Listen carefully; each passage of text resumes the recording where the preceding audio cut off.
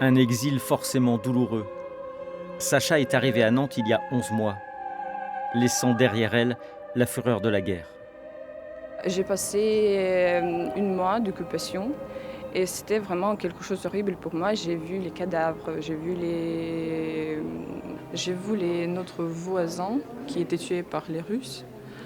Et je crois que, bah, je ne sais pas c'est quoi le miracle, mais on était presque aussi tués par les Russes. Et bon. Le week-end, la jeune Ukrainienne rejoint sa petite sœur de 9 ans et sa mère en Vendée. En semaine, elle est étudiante à Nantes, en fac de sciences. Et elle s'accroche à un rêve, celui de faire médecine.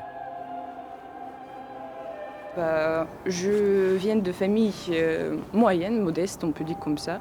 Et donc pour nous, ça coûte trop cher pour faire les études en pays étranger.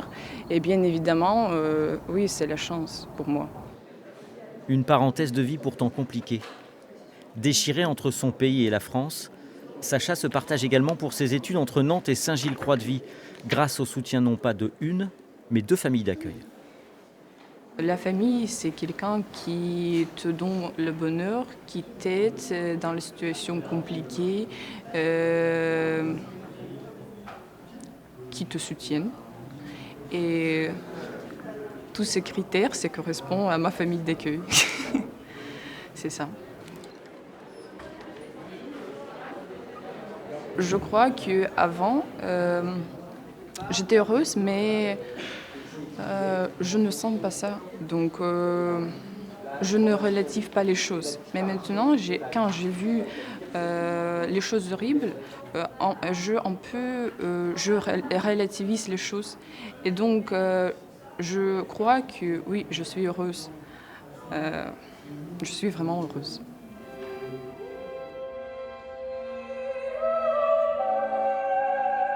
Adriana Schuchman, chanteuse professionnelle repartie à Lviv en Ukraine, tente elle aussi d'être heureuse. Là-bas, à près de 3000 km de la Vendée et de ses hôtes, entre eux désormais, les liens sont inaltérables. Allez, ça va bien se passer, tu vas retrouver ton mari. Ton mari, ta maman, ton papa, c'est super. Et puis on se reverra.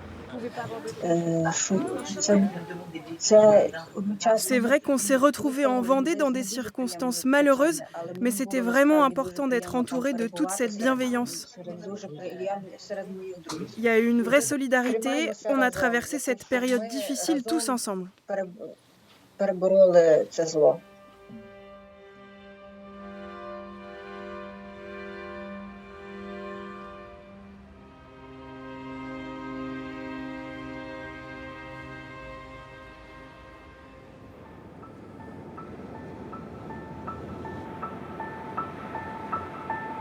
Bientôt, je recherche un petit boulot pour l'été. Pas toujours simple, la famille recomposée. Mais chez Cathy, la présence de Nadia et de sa fille Sonia semble une évidence. Elles ont débarqué chez les Girard le 8 avril 2022. C'est les vacances aussi? Vacances, le cours français. Ouais. School. Mais t'es cours, non? T'es toujours... Non, vacances. En semaine, en mars. Non. Une semaine en mars, d'accord. Je suis très heureuse qu'elle soit à la maison, mais en un sens, je préférais qu'elle soit pas là. Parce que si elles sont là, ça veut dire que chez elles, ça va pas. Et je sais que j'espère qu'elles repartiront bientôt. Pour elles, j'espère sincèrement que demain, on dit c'est fini et que demain, elles prennent leur bagage et qu'elles s'en aillent. Même si ça va me faire du... Enfin, ça va être compliqué de les voir partir, parce que maintenant, comme on disait, elles font partie de la famille. À Noël, on leur a souhaité que nous, on fasse nos valises et qu'on aille souhaiter Noël chez elles l'année prochaine. C'est ça. Pouvoir fêter Noël l'an prochain en Ukraine.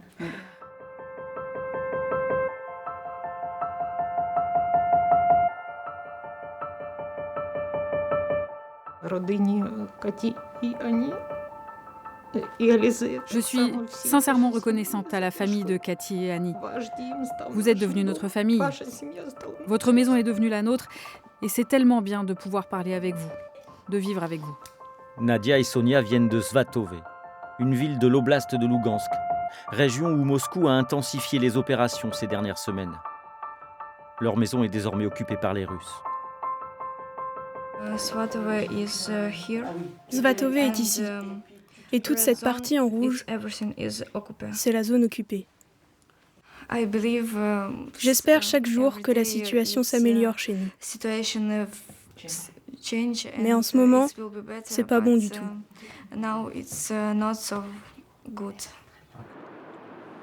Sur les 84 ressortissants ukrainiens accueillis en Vendée, via l'association Les Joyeux Petits Souliers, il reste aujourd'hui 23 personnes. Ceux qui restent aujourd'hui, c'est ceux, qui n'ont plus rien, c'est-à-dire qui n'ont plus de maison là-bas, voire plus de famille, donc qui de toute façon s'inscrivent chez nous sur le long terme, et puis d'autres qui ont trouvé un travail ici et qui se disent que l'hiver n'est pas le bon moment pour repartir, mais qui évoquent pour beaucoup un départ au printemps ou en début d'été, quoi.